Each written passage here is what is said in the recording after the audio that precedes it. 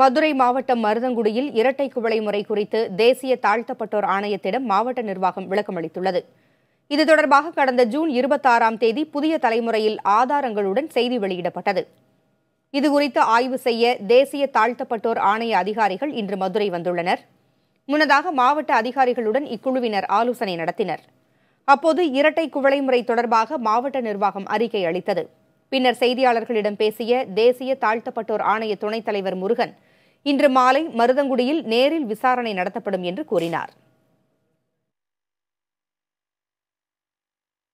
தொலைக்காட்சியிலே மருதங்குடி இரட்டை டம்ளர் முறை பற்றின சம்பவம் பற்றின அறிக்கையை நாங்கள் கேட்டிருந்தோம்.